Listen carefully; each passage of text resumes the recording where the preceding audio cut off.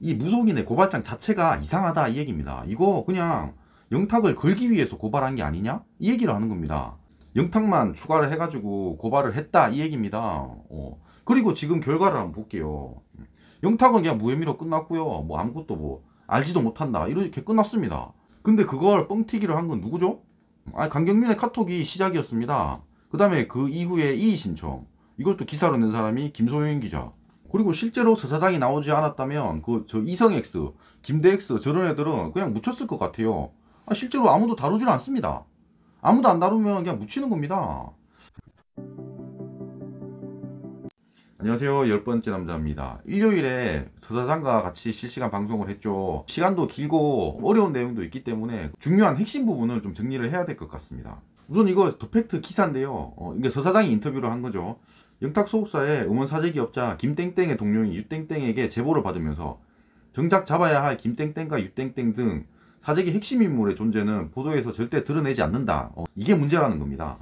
애초에 서사장, 이진호, 강경윤 셋이 모인 건 이 사재기 무리들을 뭐 없애자 뭐 이런 거였단 말이에요. 근데 조사를 하다 보니까 직접 끈앞풀에서 이제 이재규 대표가 나온 겁니다. 근데 지금에 와서는 이 이재규랑 영탁 잡고 끝 뭐 이런 분위기로 간다는 겁니다. 그러니까 좀 이상하다 이런 얘기죠. 실시간 방송에서 서사장이 언급했던 그 이진호랑 강경윤이 지금은 이렇게 입에 꺼내기를 좀 두려워하는 그런 사람들이 있습니다. 그걸 좀 정리를 해봤습니다. 이렇게 되는데요. 지금 제일 위에 이성 X가 있죠. 이 사람을 사재기 핵심이라고 얘기를 했고요. 뭐 코인 사건도 연루가 됐다고 얘기를 했습니다. 물론 뭐 가지고 있는 증거가 있을 거라고 생각해요. 그리고 왼쪽에 있는 그 김대 X, 이 사람은 이성 X의 따까리라고 얘기를 했고요. 사기꾼이고 지금 사재기를 할 수 있다라고 해서 사기를 치는 그런 인물이라고 얘기를 하고요. 불송지휘소의 해커로 지목된 사람입니다. 서 사장은 이 사람을 사이버 장의사, 뭐 매크로 장인 뭐 이런 식으로 얘기를 하죠. 그리고 여태 언급됐던 그런 많은 가수들이 아마도 이 김대 X를 통해서 사재기 의뢰를 했을 수도 있고 뭐 사기에 당했을 수도 있고 그럴 거라고 생각합니다. 사실 뭐 서 사장이 말한 대로 이 김대 X가 이성 X의 따까리라고 한다면 그럴 수도 있을 것 같아요. 그러니까 이성 X가 뭐 사재기를 할 수가 있다고 칠게요. 그러면 김대 X가 그 밑에서 그걸 좀 어깨너머로 보고 좀 배웠을 수도 있다고 생각을 합니다. 그래서 김대 X 혼자 나도 뭐 사재기를 할 수 있겠네 해가지고 또 자기 혼자 움직여서 한번 해봤는데 뭐 실패했다 뭐 그럴 수도 있는 거죠. 그건 아직 모릅니다. 그리고 오른쪽에 UXX가 있죠. 이 UXX는 김대 X랑 사실상 한 몸이라고 합니다. 뭐 직원이라고 해요. 그리고 가운데에 김영 X가 있습니다. 이 사람은 2차 고발장에 성명 불상자로 해서 좀 숨겼습니다. 그리고 이진호가 깠던 불송치 이유서에는 이 사람이 아마 브로커가 아닌가 그런 생각이 듭니다. 이건 확실치는 않습니다. 어쨌든 기소가 된 사람이에요. 지금 서 사장이 봤을 때 문제는요, 이 UXX 사실상 김대 X랑 한 몸인 사람, 한 팀인 사람인데 이 사람이 이 영탁을 고소하는 자료를 강경윤한테 넘깁니다. 그리고 강경윤은 그 자료를 받아서 무속인한테 넘기거든요. 무속인이 2차 고발을 한 사람입니다. 근데 문제는 2차 고발장에 영탁만 있는 게 아니라 저 김대 X가 포함이 되어 있습니다. 그 얘기는 무슨 얘기냐면 UXX가 내 친구인 김대 X를 고발하기 위해서 자료를 넘겼다 뭐 그런 게 되는 거예요. 아니 사실 지금은 뭐 김대 X랑 UXX랑 뭐 친하지 않다, 얘가 뭐 둘이 싫어한다 이런다면 이 자료를 가지고 얘를 고발해 주세요 이렇게 넘길 수는 있습니다. 근데 만약에 그게 아니고 1차 고발장에 의해서 김대 X가 조사를 받고 있는 상황이라고 한번 가정을 해볼게요. 그리고 UXX가 이 김대 X가 뭐 걸려 들어가는 그런 뭐 자료에다가 추가해서 영탁 관련된 자료를 뭐 넘긴다고 생각을 해보겠습니다. 아니 그렇다면은 그림이 그려집니다. 아니 무슨 얘기냐면 김대 X는 어차피 조사를 받고 있기 때문에 얘는 기소가 될 거라는 그런 확신이 있다고 칠게요. 한 패거리인 이 이성 X를 좀 숨길 수가 있다는 겁니다. 영탁만 계속 다루면서 영탁을 띄워서, 그리고 이 핵심은 그냥 지워버리는 그런 작업을 할 수가 있다면, 아니 만약에 뭐 이진호나 강경윤 같은 그런 유명 유튜버, 유명 기자가 이 부분만 이렇게 뻥튀기를 하면서 실제 세력을 숨길 수가 있다면 그런 짓을 할 수도 있다는 거죠. 그러니까 UXX는 김대 X의 자료도 주면서 영탁 자료를 추가로 줄 수가 있다는 겁니다. 그러니까 그런 가정을 하고 한번 생각을 해보겠습니다.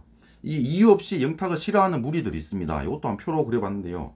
그러니까 제 밑에 보시면 이 무속인이 2차 고발을 한 거죠. 그리고 이 2차 고발에는 1차 고발에는 아마도 포함되어 있지 않는 영탁이 포함이 되어 있습니다.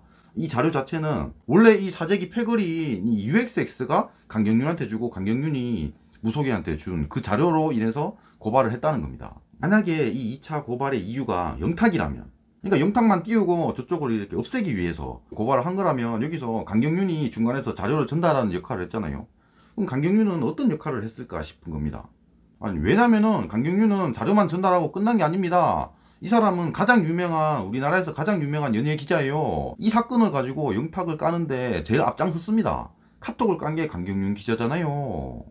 그러니까 자료를 넘겨준 사람이 같이 나서서 영탁을 깐다는 것 자체가 이상한 겁니다. 그리고 2차 고발에서 영탁의 무혐의가 나온 이후에 무속인은 이의 제기를 했습니다. 이 이의 신청한 기사를 쓴 사람이 한경의 김소연 기자입니다. 단독 기사를 썼죠.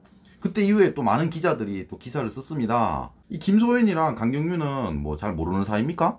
그러니까 친하지 않냐 그 얘기를 하는 겁니다. 만약에 친하다면 그 자체가 이상하다고. 그리고 강경윤, 이진호, 서 사장은 셋이서 원래 이 사적인 무리를 파헤치려고 했잖아요. 결국 지금 서 사장이 빠지고 나서 뭐 이진호랑 강경윤밖에 안 남았잖아. 이진호는 초반에 이 이성X, 뭐 김대X 이쪽에 대해서 유튜버에서 많이 다뤘습니다.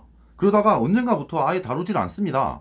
아니 뭐 갑자기 안 다루게 되는 이유가 궁금하다는 겁니다. 이진호가 깐 불송치 이유서가 있습니다. 불송치 이유서에 나오는 피고발인은 5명입니다. 그 중에서 영탁만 이제 불기소가 된 거예요. 그 4명을 공개를 했죠. 4명은 당연히 영탁 소속사의 2명. 나머지 2명은 브로커랑 해커라고 했습니다. 그러면 이 5명을 고발했어야 되잖아. 그러니까 무속인이 5명을 고발했냐 이 얘기입니다. 근데 그게 아니라는 겁니다. 무속인이 고발한 건 4명밖에 없다는 겁니다. 이진호가 말하는 그 브로커라는 사람은 고발장이 없다는 거예요. 근데 이 브로커라는 사람을 빼고는 이 고발장이 성립 자체가 안 됩니다. 가장 중요한 건 그 브로커라는 사람과 해커라는 사람, 그 둘 사이의 카톡이거든요. 그래서 2차 고발장에 이 브로커라는 사람을 그 성명불상자라고 써놨다 이 얘기입니다. 그러니까 서 사장이 말하는 건 왜 성명불상자라고 하고 저 브로커라는 사람, 김영X라는 사람, 저 사람을 왜 숨겼냐 이 얘기를 하거든요. 그러니까 지금 김영X라는 사람은 이쪽 패거리랑 한편이 아닙니다. 그러니까 만약에 무속인 고발장에 이 김영X도 포함이 되어 있다면 이 유머버가 자료를 강경윤한테 넘기고 강경윤이 무속인한테 자료를 넘겼다는 건 그걸 알게 된다면 김영X가 문제를 삼는다는 거예요. 그래서 김영X를 뺀 게 아닐까? 그런 얘기를 하는 겁니다. 이 무속인의 고발장 자체가 이상하다 이 얘기입니다. 이거 그냥 영탁을 걸기 위해서 고발한 게 아니냐? 이 얘기를 하는 겁니다. 왜 그러냐면 거기 있는 나머지 고발인들은 1차 고발장에도 다 있으니까요. 그러니까 1차 고발장에는 2차 고발장이 없는 사람들도 있습니다. 거기서 불기소를 받고 빠진 사람도 있다 이 얘기예요.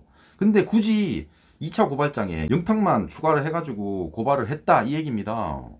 그리고 지금 결과를 한번 볼게요.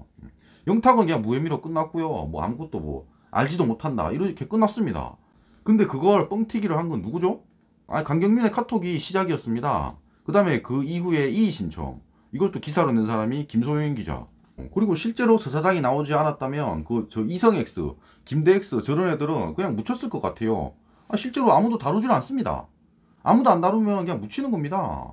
사실 저는 뭐가 떠오르냐면요, 버닝썬 사건 아시나요? 그러니까 버닝썬이라고 어떤 클럽에서 뭐 마약을 하니 뭐 이런 사건들이 있었어요. 그게 막 고위 뭐 높은 관계자가 관련이 되어 있다 이렇게 엄청 크게 시작을 했습니다. 근데 그거 나중에 어떻게 됐죠? 막 경찰이 자살도 하고 했잖아요. 근데 나중에 끝난 건 승리랑 정준영, 걔들 둘이 잡고 끝났거든요. 승리, 정준영이 잡히게 된 계기가 뭐죠? 강경윤의 카톡 아니었나요? 그때도 똑같다는 거예요. 엄청 큰 사건이 있었고 강경윤의 카톡을 계기로 해서 승리, 정준영, 그러니까 꼬리 자르기를 하고 끝났다. 사실 뭐 더 있는지는 잘 모르겠습니다. 처음 시작에 비해서 그냥 얘들 둘만 잡고 끝났다 이 얘기입니다. 사재기 이것도 좀 비슷하지 않나요? 원래 시작은 막 되게 많은 가수들도 나오고 이성X, 김대X 해가지고 막 되게 큰 게이트처럼 번쩍것처럼 하다가 지금은 야 영탁 소속사는 되게 작습니다. 영탁이란 가수 이거 사재기 뭐 알지도 못했다고 나왔습니다. 근데 얘들 둘을 잡고 끝내는 그런 분위기가 아니냐 이런 얘기입니다. 어쨌든 사재기를 파헤치던 3명 중에서 2명은 입을 닫고 있습니다. 그리고 서 사장만 이제 이걸 깔려고 하고 있는 것 같아요. 뭐 앞으로 하트맨 TV에서 뭐 나올 것 같습니다. 실시간 그 4000시간이 좀 부족하다고 하니까 많이 영상 좀 봐주셨으면 좋겠습니다. 영상이 마음에 드셨으면 구독과 좋아요 감사합니다.